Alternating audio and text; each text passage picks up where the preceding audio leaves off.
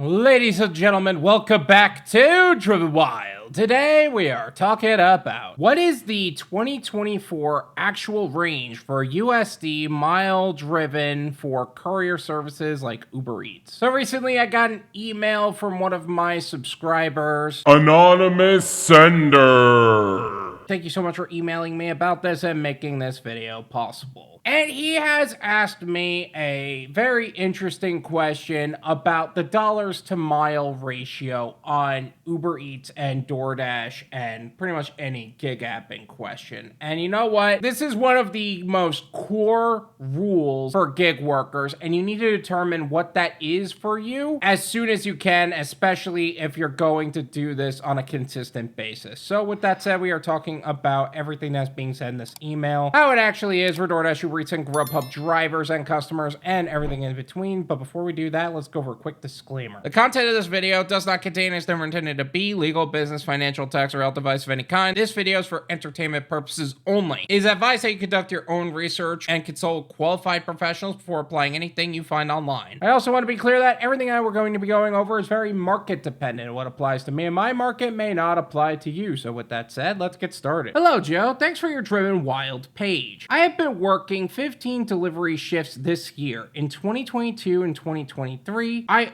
worked only like 5 shifts each year. I work mainly Uber Eats, but I also have Instacart and DoorDash. I am suburban Chicagoland metro. I have worked shifts in what is labeled Edge City region of the Chicago suburbs with a fair amount of corporate offices, hotels, and a big mall. So in 2022 and 2023, you only did it 5 times.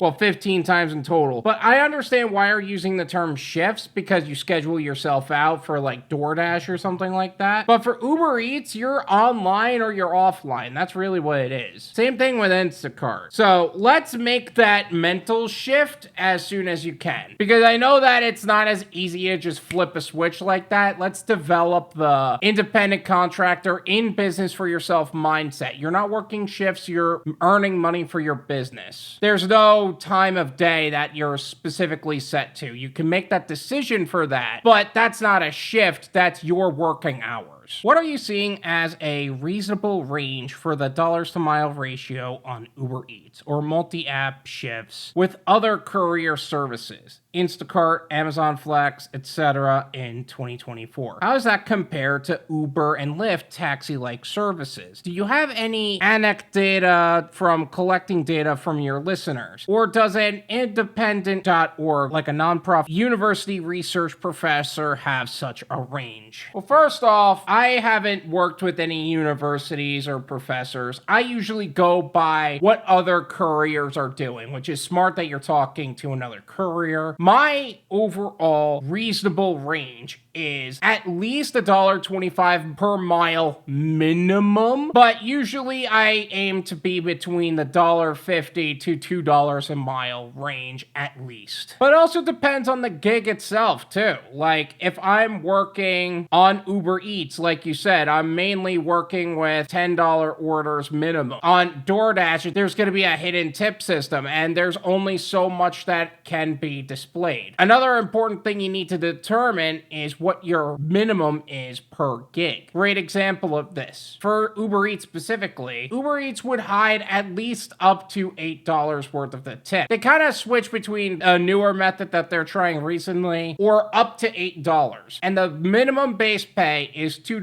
So what's my minimum on Uber Eats? $10 minimum and at least $1.25 per mile. But I really try to go for that $1.50, $2 a mile range. You're not just looking for how long is it going to take you to do the delivery. What if you don't get anything on your way back? Yeah, you can absolutely get orders on your way back, and time of day could be a factor in that. But time of day also is just as much of a factor during other points of the day too. Sure, you could get more orders at 5 o'clock, so you might want to take that okay order going that distance, but you might be missing out on a really good order too. And it also is important to build momentum on top of that. Now, for things like Uber and Lyft, I'm not really much for taxi-like services. I have always been more of a courier myself because, let's be honest, products don't bitch about the way you drive. Instacart, Amazon Flex, they're kind of all in the same boat. The difference between Instacart and Amazon Flex, Instacart doesn't even give you any of the information up front, just the overall time it would take to do the route and where you are picking it up from. After that, it's a gamble. But you could end up doing really well in the miles, or you can get screwed. Instacart, on the other hand, Instacart is a very interesting one, to where they are only giving you the information from the store which they're picking up from to the customer. You have to do the homework on your end to determine, okay, how far away is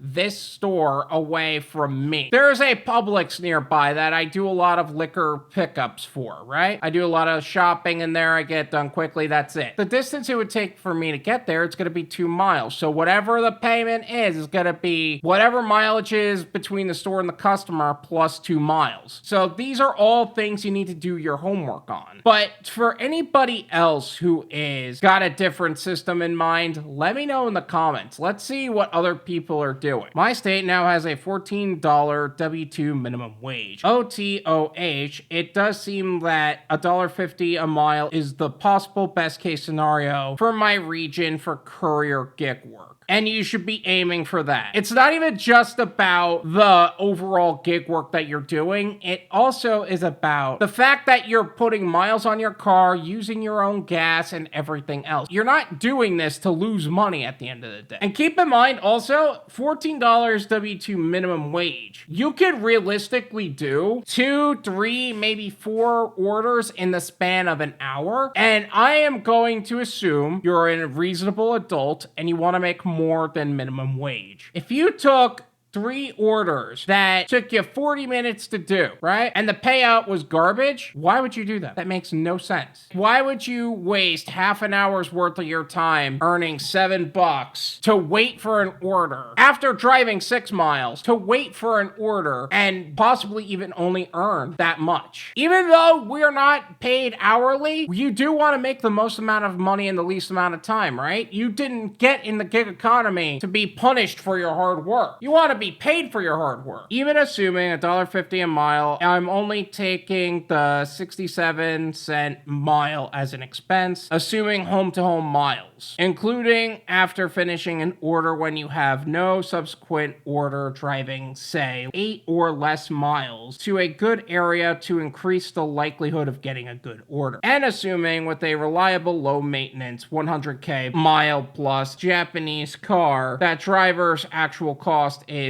30 cents a mile, and say only driving the 5 to 9 p.m. dinner hours, it seems like it would be a tough match, $14 an hour over a 5+ shift period. The impression that I get that any reliably scheduled part-time job is likely better than a courier gig in my Chicago metro in 2024. Hey, look, everything is going to be market dependent, and what applies to me is not going to apply to you. It seems to me, though, that based on the way you're talking, and I'm saying this with the utmost respect to you, that you're looking for excuses, that you're looking for a reason to leave. And you know what? Do what's best for you. This isn't a gig for everybody. I'm not gonna tell you that this is something that everybody should do. It's not. You need to be built differently. You need to know that there are better orders that pay much better than $1.50 a mile. You need to know that the write-offs that you could take, that's all tax deduction. Whereas a W-2 job, once you're taxed, it's over. Your commute to get there, your commute back, the money that you're going to make, you're probably keeping only, I don't know, what is that?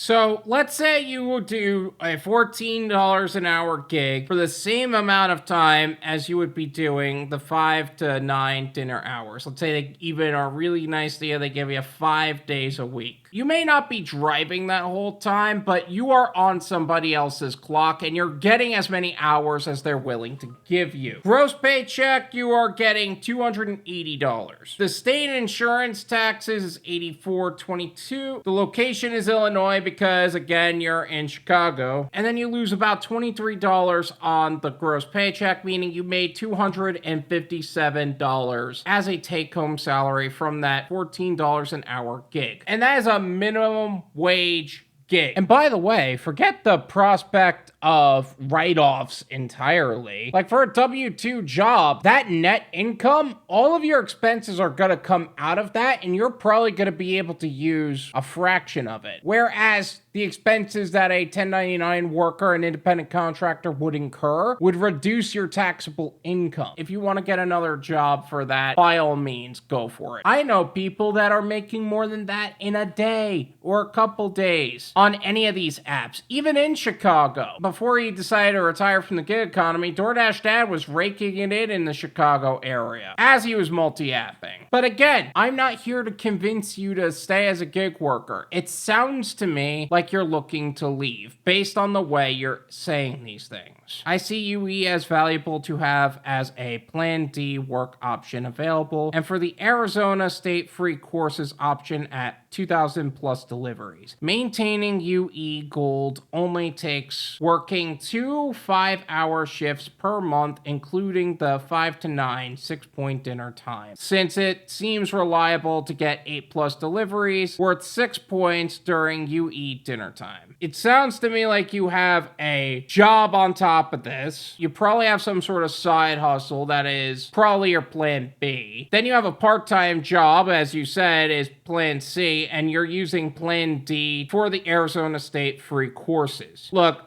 again, I'm not telling you how to be. Everyone's gonna live their life and have their own goals. Do what you think is right. This is my opinion. It's worth what you pay for it. None of you pay me.